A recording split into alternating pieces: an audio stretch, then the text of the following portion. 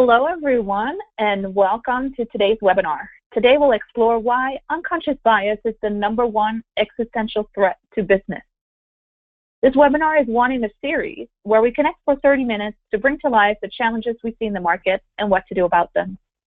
During today's session, Leanne Loish, Action's Client Solutions Lead, will engage us in a dialogue and explore how individual and organizational biases help us get to higher levels of mental complexity and emotional intelligence that we need to succeed in the 21st century. We'll host a Q&A at the end of the session, so if you have any questions that come up during the webinar, please feel free to use the control panel and type your questions, and then we will answer them after the presentation. And with that, I hand it off to you, Leanne. Thanks, Barbie. So good morning, everybody, or good afternoon, depending on, or good evening, depending on where you're calling in from. So this is me. This is who I am. I was born and raised in New Zealand. I lived and worked in Asia, UK, Europe for 25 years, and now I live and work in the US. So as I'm saying that, your mind will be forming an impression of me. You will be taking this information and associating it with other information that you know about people from New Zealand or people who work in Asia or UK, Europe, Kiwis in the UK, and your mind will be making sense of all of that, and you'll be coming out with a favorable or an unfavorable assessment of whether or not you want to stay on the call and listen to me. And my tone of my voice, the way, my accent, the way that I'm enunciating words will also be feeding into the favorable or unfavorable assessment that you're making with me. So our mind does this automatically. You may not even be aware that you're doing it. In most cases, you aren't. So to be biased is to be human. We automatically make up favorable or unfavorable assessment of things based on our culture, our upbringing, our early experiences. This is the unconscious bias. It's the hidden preference for or against a person, thing, or group that influences our judgment and distorts our decisions. And it's an automatic process. It's normal, it's functional, it's adaptive, and it helps us to live in the world.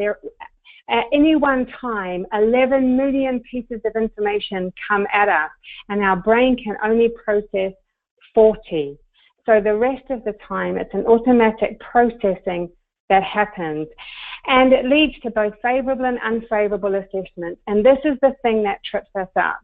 So we may feel like, oh, I don't really want to go towards that thing. And we don't actually inquire about why. Why is it that I'm not really drawn towards that person, place, thing?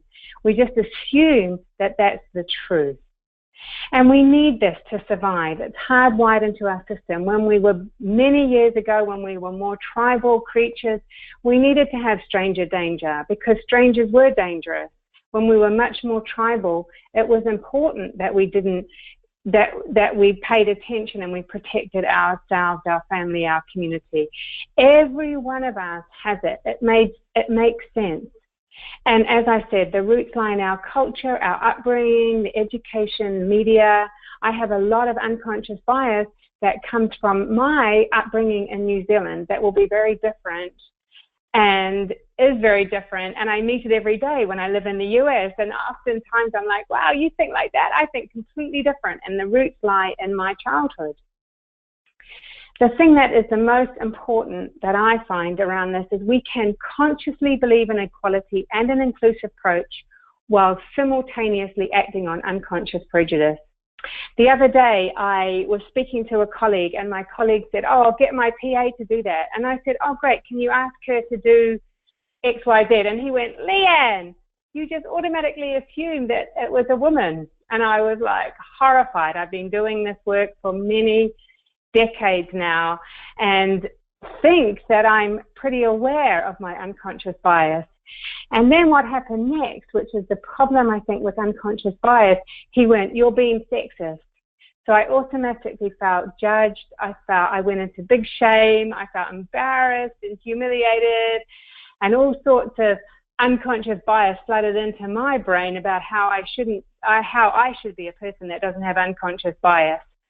So all of that happened in a millisecond, and I think oftentimes in our organizations we don't talk about unconscious bias because there's the potential. We all like to think that we don't. We all have blind spot bias, which is everybody else has blind spots and has unconscious bias, but we don't.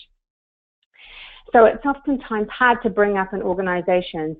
So why are we talking about it today? If it's everywhere and everybody's got it, and it's hardwired into our system, shouldn't we just get on with things and just, accept it, The thing that is important in today's world, in the world where everything's so complicated, ambiguous, fast, urgent, information overload, is that if we, and our processing, our automatic processing systems are working 5 million times more quickly than they were many years ago.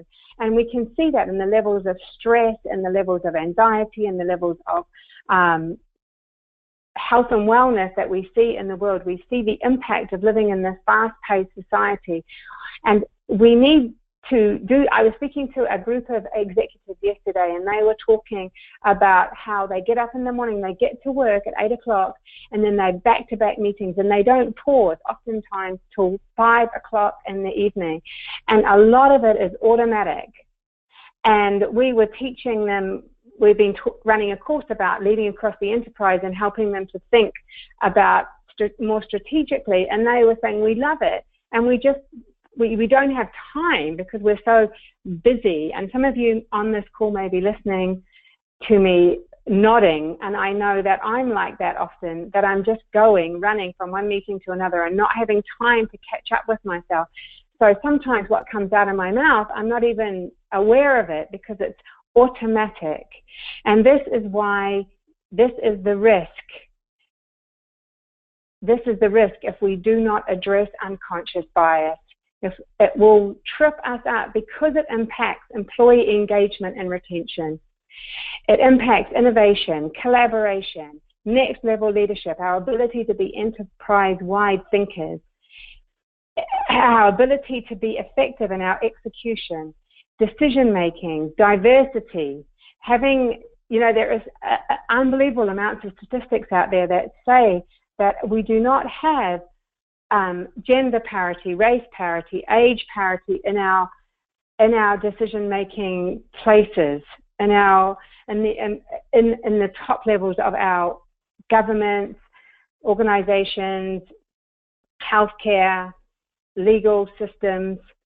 There's lack of coherence and alignment with our business strategy. So this is the threat. Unconscious bias is the threat from which all other threats come from. What else in business has this big an impact on all of those different areas of our business? And I think that this is even more problematic because we know it. We know that unconscious bias exists. We're aware of it. We have diversity and inclusion programs. I'm sure most of you who are on the call today have been through a diversity and inclusion program, or your organization has a diversity and inclusion program. So it's not like this is new information. It's not like we're trying to mitigate it. There are several thousand LinkedIn diversity and inclusion officers, executive. There's numerous amounts of TED Talks. I've watched the Facebook, Google diversity and inclusion programs. You can download programs from the internet around diversity, inclusion, and programs. Yet we're not really seeing any results. So why is that? We're not really seeing any. We still don't have a lot of gender, race, age parity in our top organizations.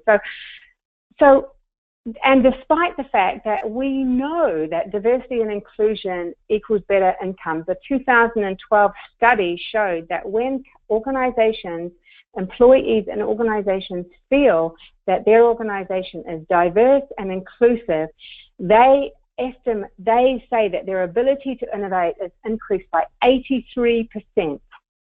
Their responsiveness to consumer needs is increased by 31%. Team collaboration is increased by 42%. That's outstanding. That if you feel like you work in a company that's diverse and inclusive, you will perform better.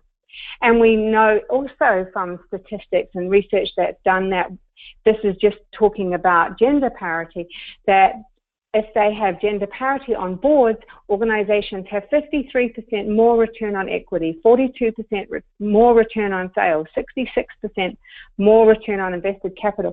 So we have enormous amounts of statistics that show that we do act out of unconscious bias. We know that, we're trying to do something about it, yet it's still not happening. So, and here are some examples. They did some studies where they sent 5,000 employees, 1,200 CVs. Half of them were with white-sounding names and half of them were with ethnic-sounding names. And the white-sounding names got 50% more callbacks. So, here's another study. When girls, this is even more powerful for me around girls identifying their gender on a math test underperformed. So we internalize societal bias. And there's a very famous story that Nelson Mandela wrote in his book on Long Walk to Freedom about the fact that he got on a plane and on Ethiopian Air and he was traveling all over the world talking about anti-apartheid. So it was in his mind, he was deeply imbued in it. He got on a plane and he saw that the pilot was black and he automatically panicked and went, and the unconscious bias that came directly into his head was, black men can't fly planes. And he was shocked. And I think, you know, I live in San Francisco and I live in tech center, what's called the tech center of the US, and all the unconscious bias around men being technically, you know, I go into all sorts of Microsoft, Cisco, all sorts of organizations and see predominantly men, and there is a unconscious bias that men are better at tech than women. So we have these things, and gender, race, class, those things are more visible. But what, for me, is more powerful is all our cognitive biases. The stereotyping is a classic one. You know, and the stereotyping leads to a favorable and an unfavorable assessment. Fortunately, when I lived in the UK, there's a stereotype that Kiwis are good workers in the UK. So that was a favorable assessment that worked in my favor. So I was able to get really good jobs when I lived in the UK. However, in the US, nobody really knows what a New Zealander or a Kiwi is. And most people think I just kind of sound funny. So sometimes that's favorable, sometimes that's unfavorable. I did another webinar and somebody said she had a whiny, weird voice. I didn't quite understand her. And so I just switched off from the webinar. So, you know, that's an unfavorable assessment. So there's a confirmation bias. We tend to listen only to information that confirms our perceptions. You know, how many times do we see that? There's a classic story of a guy that said to me that I'm going to get a raise. And I said, oh, how did you know that? And he said, oh, my boss said that I've done a good job and that we must talk and that I must come and see him and we'll talk about my future. And so from good job, come and talk about the future, he automatically went to, I'm going to get a raise. Blind spot bias, as I've already talked about, is the failure to recognize our own cognitive biases. We oftentimes will see it in other people, but we don't see it in ourselves. And I think that's one of the hardest ones to address when you're sitting. A lot of people say to me in meetings, how do I address that? And I'm sitting around a table and somebody is talking about how Bob is very judgmental, and they are talking about Bob in a very judgmental way. So they are doing exactly what they're criticizing or judging Bob to do. So how do we work with that? Choice supportive bias. When you choose something, you tend to feel positive about it, even if that has its flaws. So there's And that comes from the uncertainty in the world that we live in, that we just, once we've made a decision, we want to believe that it's right. So I've given you a lot of information about what unconscious bias is, but let's bring it a bit more personally to you, because I think once you can feel it in you, you will have a deeper understanding of how it happens, and how it's not anything wrong with you. It's just biologically inbuilt. It's when we don't see it, when we don't question it, that when we get into trouble. So I would love you to just close your left eye, and with your right eye stare at the R on the left hand side of the slide, and then very slowly move closer to the right, move closer to the R. At some point, as you move closer, the R will disappear from your view. This is your physical blind spot.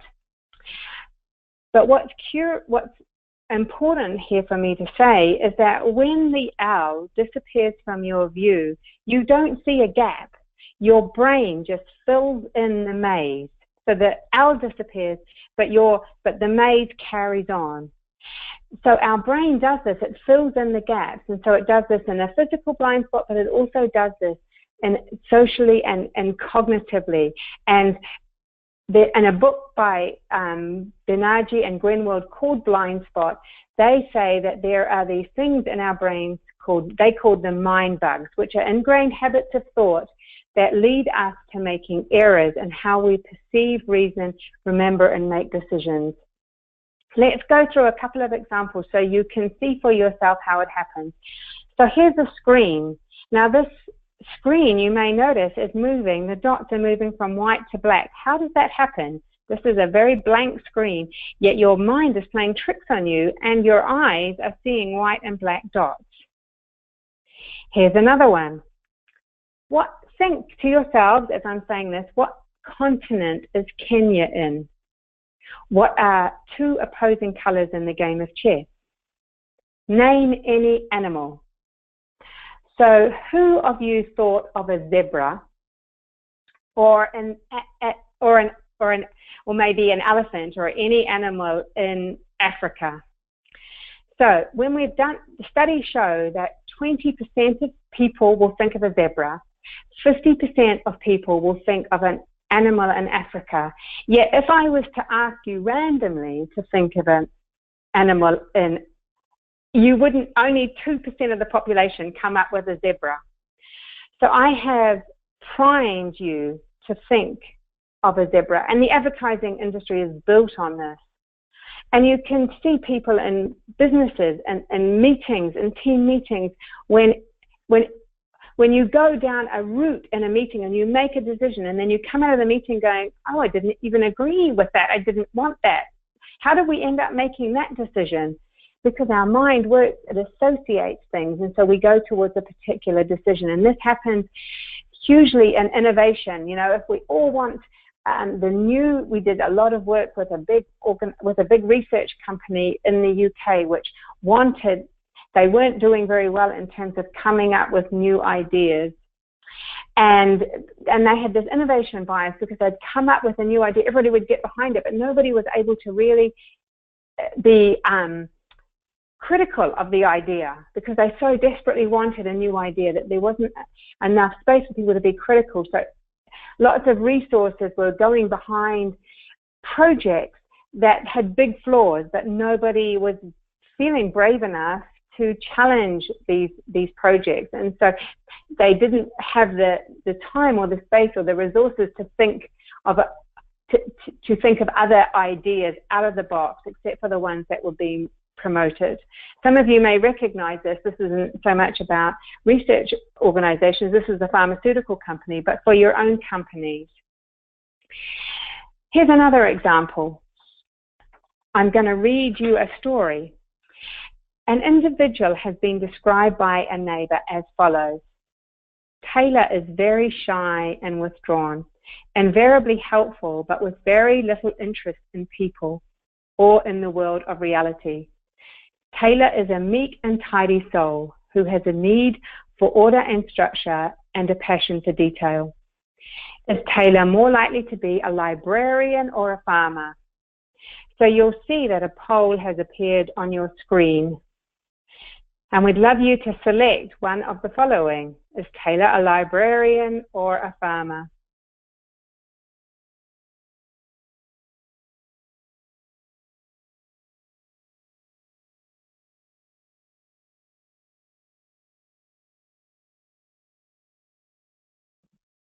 Okay. So we have about 75% of the vote. So we're going to close the poll. Thanks, Barbie. So we had 76% of people think of a librarian and 24% think of a farmer. Now think what went on in your decision-making process around that. I imagine you associated the description with a librarian as a farmer. Who of you thought, how many farmers in the US, UK, how many librarians in there? And actually, in most countries, there is 5 to 10% more farmers than there are librarians.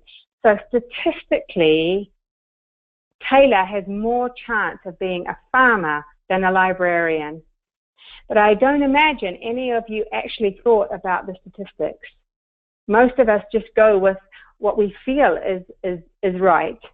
And I'm going to ask you now, the next poll is Taylor a man or a woman? Male or female?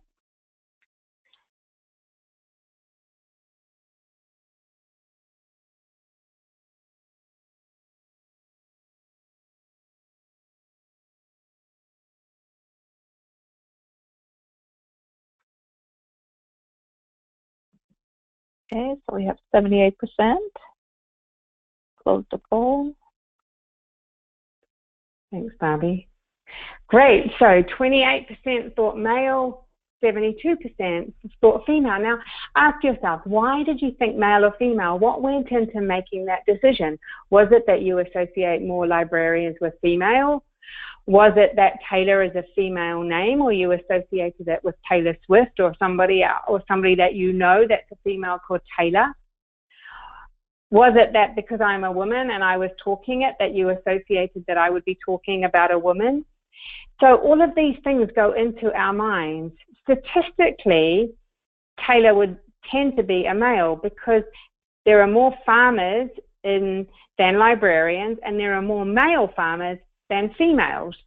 Some of you may have thought that, but we don't often go to the statistics.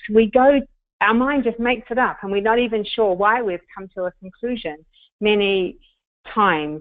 And then we end up defending our conclusion. I'm sure if some of you might be, as you're sitting here, you might be listening to me feeling really defensive. No, because we make a conclusion based on our unconscious bias, and then we defend it. So these are some of the information biases that we see in organizations. There are 200 of these, and I'm going to send you we'll send you an article at the end of this webinar, and you'll see a link to some of these biases. But these ones I see so often in the organizations we work with. So we get information bias. You know those meetings that you go to and everybody just keeps wanting more and more information? And there's a tendency to seek information when it does not affect action, because we live in, like I said, a world of so much uncertainty that we keep thinking if we get information, then we can make it certain, we can find the right answer. So there's a tendency, and you may think as I'm talking about colleagues that you know that have this information bias, that you just get more and more and more emails. I'm smiling as I say that because we have somebody in our organization that will I'll ask him for something and I'll get 50 million emails from him telling me about it. So we have that tendency. Then there's the ostrich effect, which is the decision to ignore dangerous or negative information. You know, putting your head in the sand. You know, once you've made a decision, it's been a big deal making the decision, so you just hold on to this decision. You don't want anybody to question the decision, because going back into the decision-making process can often be so arduous and you just want to get something done. Then there's the recency effect, the tendency to weigh the latest information more heavily than older data. Anybody's got any colleagues that comes in and goes, it's pink, and then the next day they'll come back in and go, no, it's purple, because I found out something about yesterday that said that pink was not right. And so, you know, they go, or we go, a tendency on the latest piece of information. My partner's trying to buy a car, and he changes every minute because everywhere he sees is a car ad that changes his mind about the car that he wants to buy, because he's caught in that unconscious bias recency. Like, the latest piece of information is the most important. And then the pro-innovation bias, which I see so much, which is around, you know, we live in an organization where we want to promote an organization, a time when innovation, we're trying to think of new ideas, and often we can think of a new idea and then run with it, overvalue its usefulness and undervalue its limitations. And I see this in the tech companies that I work with, you know, that the engineers are really excited about the latest product innovation, and they don't see often the impact on the end user, the customer, who's like, when we got into this car to drive, the car was so complicated because there were so many things in there. It was almost paralyzing, because the engineers have that, oh, another piece, but the end user is like, I don't know how to use this. The same as every time you upload on your computer and you get a latest version of the operating software, and then you have to practically relearn it again. So we get into this bias, and then we see there's some other biases like overconfidence bias, in which people tend to say, no, I can do this, I can do that, I can do this, have an overconfident way of looking at themselves, don't see themselves realistically, and then get into jobs. And we live in an organization and at times where jobs are scarce and promotions and all of those things. So that brings out this overconfidence bias. So these are just some of the examples that we see, and we'll send you some links to show how these biases impact our ability to be innovative, to be really innovative. They stop our ability to have proper conversations when we're really realistic and real and honest about what's actually going on, so we can make informed decisions. All these biases jump in to pull us in one way or another. So why does this happen? You know, are these errors, you know, or this way of thinking has helped us survive, and so it's a survival mechanism. And I think sometimes that's why the diversity inclusion programs that we see don't work, because they are tackling diversity and inclusion as if it is a conscious process, a cognitive process. I had a friend who went to a diversity and inclusion conference, and he said it didn't touch him because it was all cognitive, whereas our unconscious bias lives in our survival system. We need to be able to process this information, and we need it to be automatic. So it's a different place that we need to tackle. It's much more at the root and core of who we are than just going to some 2-hour webinar. I say, as I'm leading a 1-hour webinar on unconscious bias. So I'm sorry to say, this isn't going to change you significantly just listening to me talk about unconscious bias. As much as I'm enjoying talking to you and love the topic, that what you need to do is do something different. So let's move to what you can do differently. Now, these are some strategies that have come from our years of working with organizations. They're not the only strategies. I saw a great YouTube last night from a woman in Europe who's doing some really leading edge unconscious bias work. We'll send you that. So there's lots of people out there doing great stuff. However, we have, in our experience, these are some really core things that you need to do if you're going to work with your own unconscious bias and get better business results. So, you know, there's no surprises here. Becoming aware. knowing who you are, opening the dialogue, and finding a community. So how aware are you? We often, like I said, blind spot bias, we often think that we are not unconsciously biased. The other day I jumped into a car with an Uber driver. He was about 70 odd. We were driving down the road and I was thinking, oh, how sweet. He's got a job as an Uber driver when he's retired. We then came to a traffic jam and I immediately went into, oh no, he's never going to be able to navigate his GPS because he's old. Immediately in my head. And then I just noticed and laughed and thought, wow, that was like in 2 seconds. As soon as my survival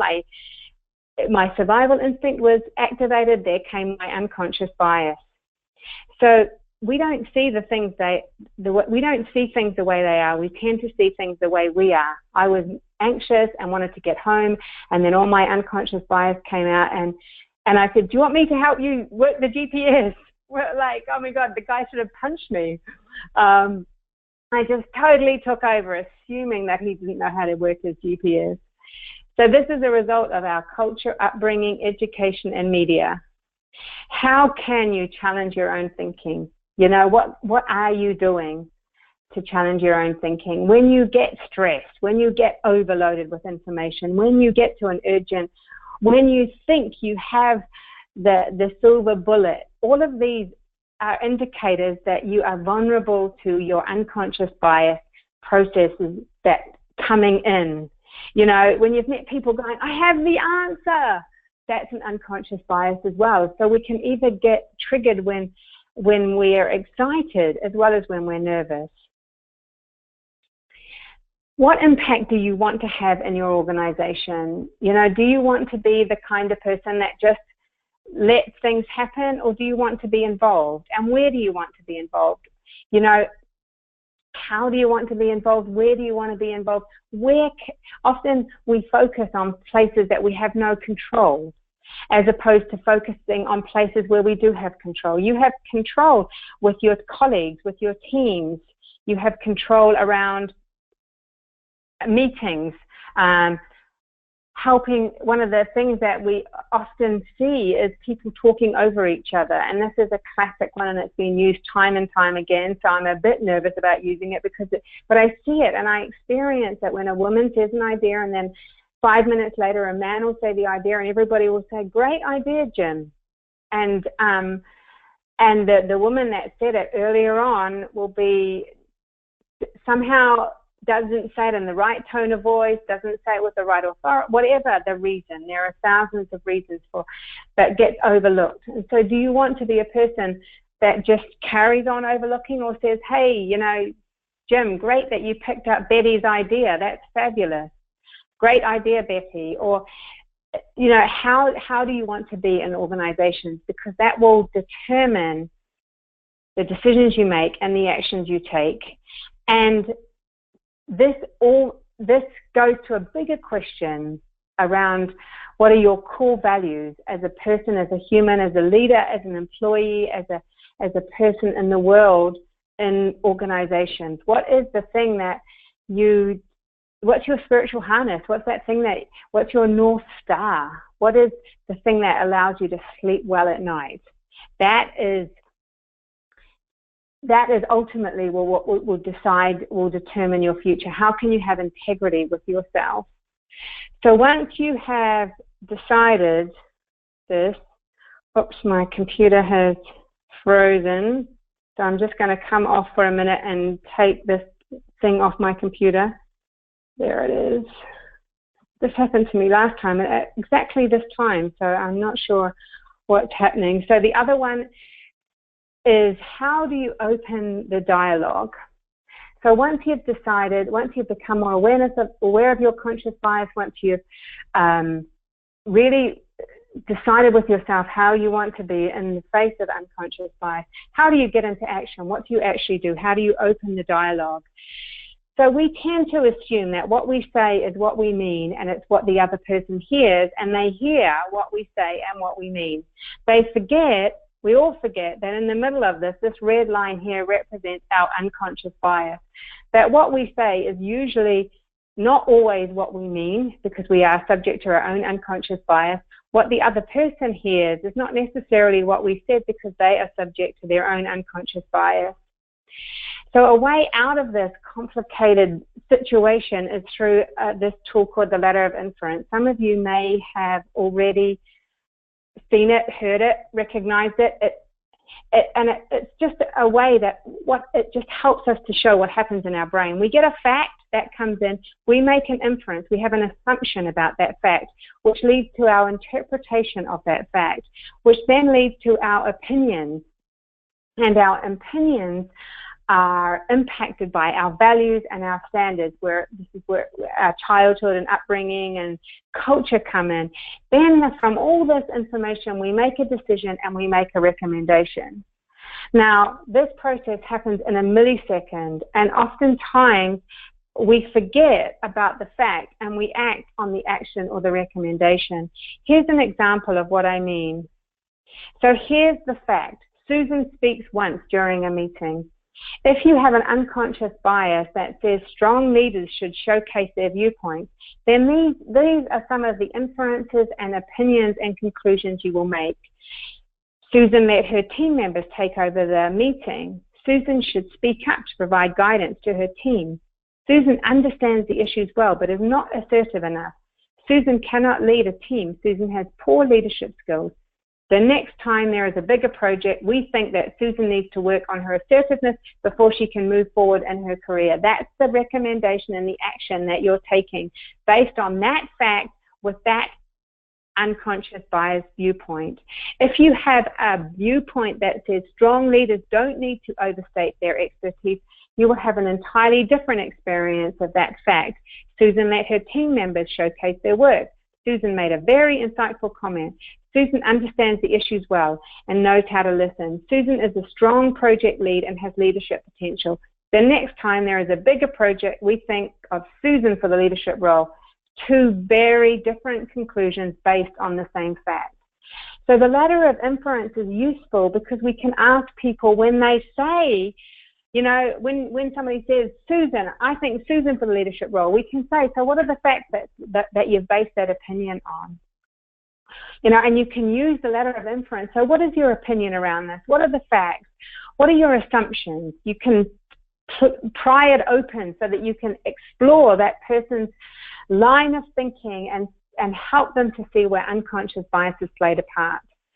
The most important thing in order to do this is that it comes from a place of curiosity, that my rationality is limited and others' perspectives are complementary.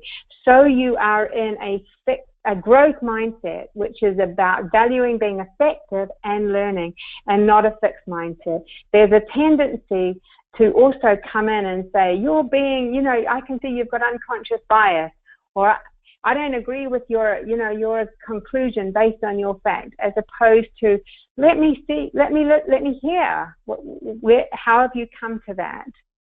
So this fixed mindset comes from our own unconscious bias that you're wrong and I'm right, and that can be really destructive in conversations. So how can you move from a fixed mindset to a growth mindset? An unconscious bias will lead us to having fixed mindsets. That's what it does. It leads us to making conclusions. We automatically make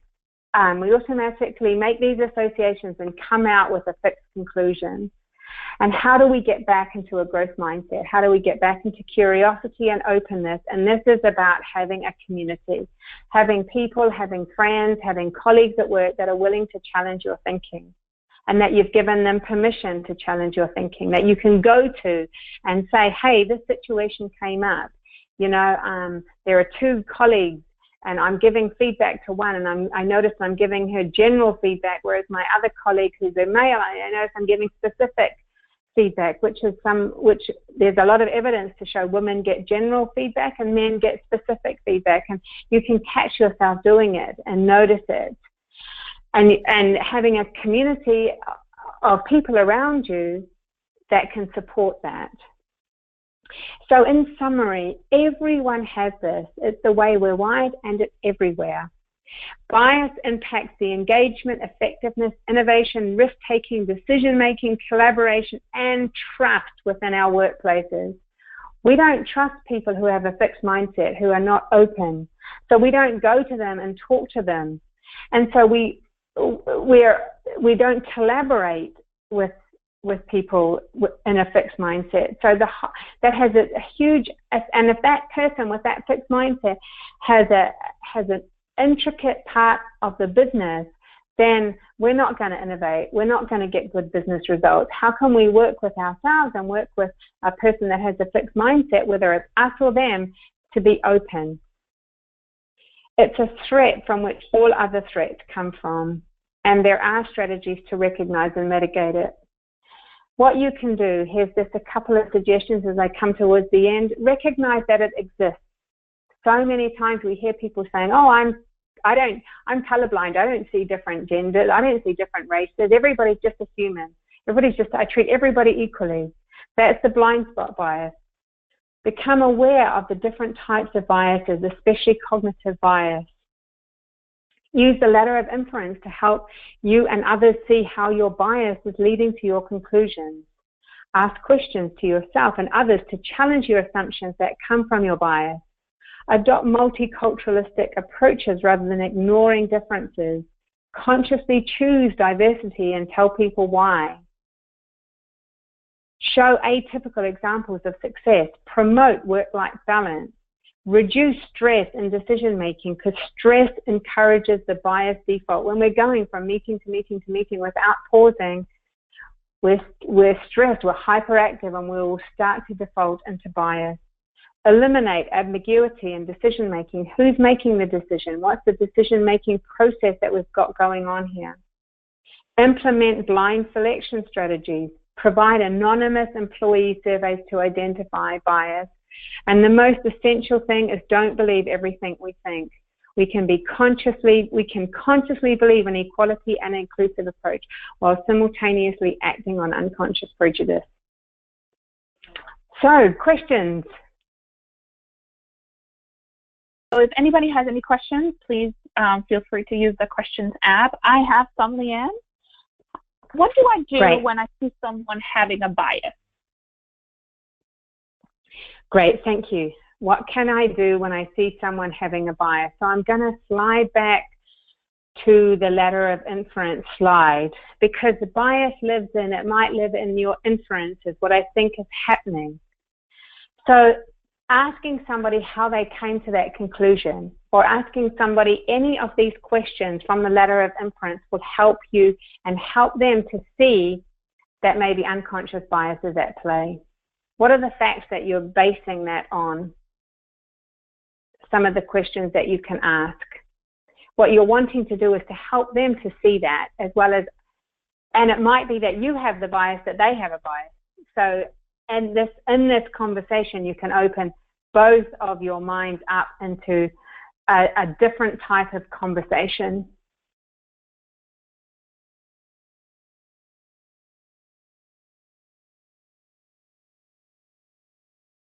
Anything else? Are you there, Barbie? Yes, I am. I have another question. How does unconscious bias get in the way of strategic alignment as it tries to roll down through the leaders in the middle of the organization? So, how does unconscious bias get in the way of strategic alignment as it tries to roll down through the layers of the organization? Was that right? Through the leaders in the middle of the organization. Unconscious bias gets in the way.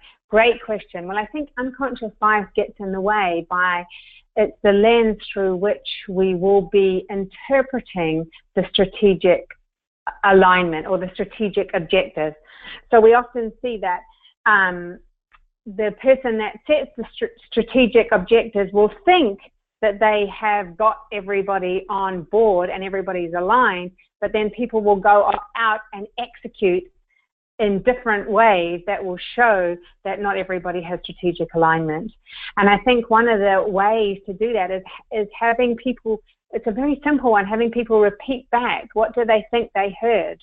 having honest, open discussions, being able to come together and talk about it. Because we filter everything through our unconscious bias. I say that's red, you will say it's pink, or you'll say, oh, I like red, or it just happens. So as many times as coming back to, are we on the same page? Do we agree? Is this what you meant? Checking that what we're hearing is what the other person is saying. I know it feels like, when I say this, I know it feels like a slow, laborious process, and people are probably thinking, oh my God, more and more and more meetings. And I often hear that, but actually you save time, even though at the end, when the project goes, you know, off tangent, because people didn't agree, there's a lot more time spent at the back end trying to correct a mistake that was made earlier on. So time spent at the beginning can save time at the end. Thank you, Leanne. I have another one. How do you determine what bias you have? I love that question. We all have all of them. We all have all of them, because we're all the same. Human beings are all the same. Our brains are all wired in the same way. Our unconscious bias will lead to different conclusions and different recommendations, but we're all subject to all the biases. You'll have recency bias, you'll have blind spot bias, you'll have confirmation bias, you'll have negativity bias. So I think it's just, one of the things in this YouTube video that I saw last night was she suggested you flip things. So you say it, and then you change it to see if it works when you've flipped it to the opposite, if it still stands true. Like, Jim's a good candidate because he's smart. Jenny's a good candidate because she's smart. Okay, that doesn't sound like there's much bias there. Or so it's trying to check your thinking. And that's why it's useful to have a community to check your thinking. That's great. Questions are coming in, Leanne. Here we go. How do you reduce the defensive response in leaders who don't believe this is an issue? Yes. That is such a great question. And I have many different answers, because I have had many conversations across many years with many people around this. And I think for me, what I come back to is saying why it's important to me. I think it's about not trying to convince them, because there's no way that you can convince another person of anything, although we tend to believe that we can, or we think we can. The only thing that we can change is the way that we come into that conversation. And I know that when I come into conversations telling people what's important and true for me, then that's the best I can do. You know, I believe unconscious bias exists. I have experienced it. I have seen it. And I care about it, because it can have devastating impact on people's lives, on organizations. You know, lots of organizations have gone down because of unconscious bias, and so I care about it. And I don't know what to do when people say that they don't think it exists. So having that conversation with somebody and saying, and I hear that you don't think it exists, and I don't know where to go now with this conversation. And so that's the truth in that moment, and nobody can take away your own truth and your own experience. And so being clear about why it's important and going to the facts are always really, really, really crucial. Like, these are the facts, these are the research that's been done, and this is why I believe it so. So putting the attention on you, what you care about, what you know, what's important to you, and stop trying to convince the other person is probably the best thing that I've ever seen, because they'll be convinced or not. You can't influence that, or you can't control it. And ironically enough, when you stay with your own experience and your own opinion, and you let go of trying to convince them, people are much more open to hearing. That was a great question. How do you link this to the bottom line of the organization? Is this good for business, or how is this good for business?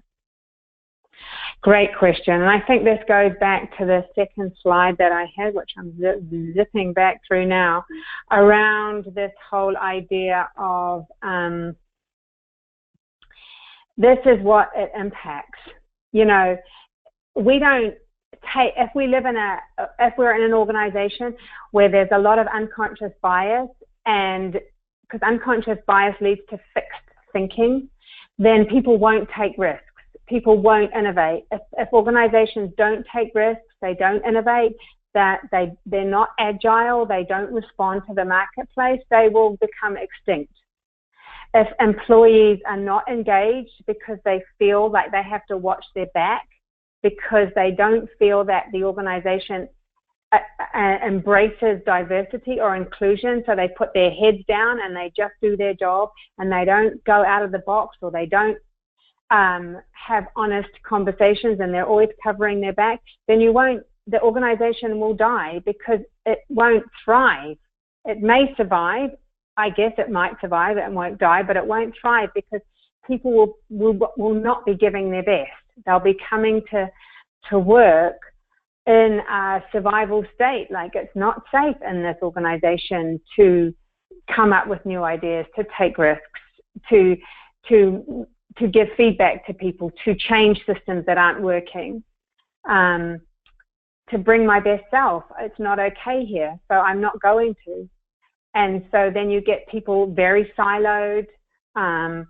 You get people just doing the minimum. You get people not having real and honest conversations, so decisions take forever. Things are not executed well because there's a lot of friction, there's a lot of defensiveness, there's probably a lot of burnout, people won't stay in those organizations, so they won't attract talent, they won't be able to retain talent, people will often be off work sick or depressed. So it has a huge impact on bottom line. Thank you, Leanne. I have a question about the ladder of inference. So looking at the ladder of inference, it seems to just explain why people have different opinions or recommendations, since we never have unbiased access to facts. Is that correct? Does it all come down to the relativism and the most powerful person making the decision? Or can I always convince someone that he or she is biased and should reconsider? That's great. So I don't think we can convince other people, but I think we can use the ladder of inference to open the discussion. So the ladder of inference for me is a tool to open a good conversation. So I hear you're saying that, and I'm curious. So as you say that to me, where I go to the person who asked the question is, so what's been your experience? How come that's led to your conclusion? What are the facts? And so getting curious about why somebody has that conclusion is the best way to open up a discussion. And often just asking, so why do you think that, can be not very helpful. It's not specific enough. So for me, the ladder of inference gives us specific places to look. So somebody says, this is my recommendation. You can say, oh, okay, that's your recommendation. What's the decision it's based on? Or what's the value you're trying to uphold here? Or what was your opinion that led to that recommendation? Or what's your assumptions? Or what are the facts that you received? And then, of course, I totally get that there aren't always agreed facts, but you can say, what are the facts that you heard? Oh, these are the facts that I heard. That's interesting that we both have different facts. So what do you think is the real fact here? And so it opens up a different quality of conversation. That's where I think the benefit of the ladder of inference is. Thank you, Leanne. I loved how you walk us through that. can we over-rotate on unconscious bias? So being more positive to someone just because you think you may be biased against them? That's a lovely question, and I wonder how many people are in our poll answered farmer because they thought I wanted librarian, or answered male because they thought I wanted female. Because I had somebody that did that poll and said, "Oh, I only said farmer because I knew you wanted librarian." So absolutely, we can have that bias. Yeah, absolutely. We're trying to outthink ourselves. Our brain is incredible. It's always trying to outthink. It's trying to come to conclusions. It's trying to get certainty. It's trying to make our life easier. And you're absolutely right. So it's pausing in that too and thinking, why am I doing this? What's going on for me that's creating me to do that? And it may be that the environment that you're in feels unsafe or untrustworthy, or you feel defensive, or you feel somebody's trying to get you. There are lots of reasons for why we are activated. Like I said, unconscious bias comes a lot out of our survival. And so it may be that the fact that you're doing that is triggering that there's something going on in the environment, in your work environment, that isn't good. So the trigger is the unconscious bias or the outthinking, but the situation is the thing to be addressed. Thanks, Leanne. Any daily exercises to become more aware of one's bias or unconscious bias? Oh, that's great. What a great question. And as you say that to me, I'm thinking, yeah, I need to be doing more of this. So I think talking to somebody, I think that's a great daily exercise, having a thinking partner at work. I think it's also knowing what it feels like in your body, because our body often gives us signals when we are caught in something. So when you have that feeling like, something doesn't feel quite right here, or noticing if you get a bit sort of self-righteous, because oftentimes bias will produce self-righteous behavior.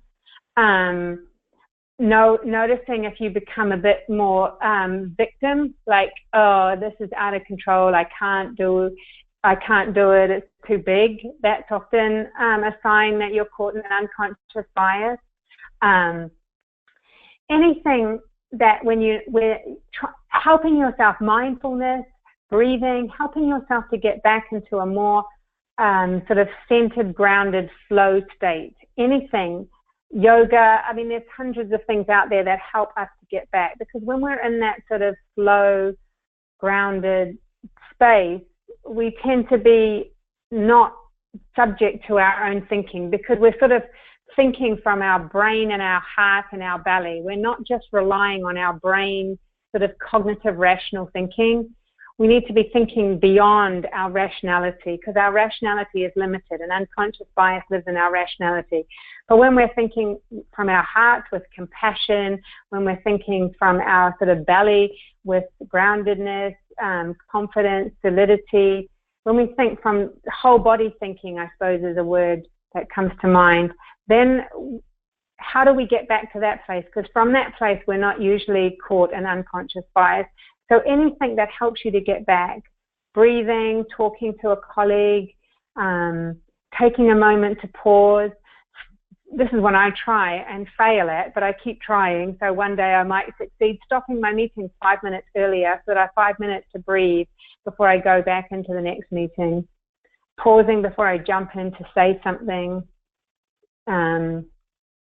Having good people in your teams that will question you. What was the fact that was based on, and what was the conclusion that you made? You know, what led to that conclusion? So having a team environment of curiosity and questioning.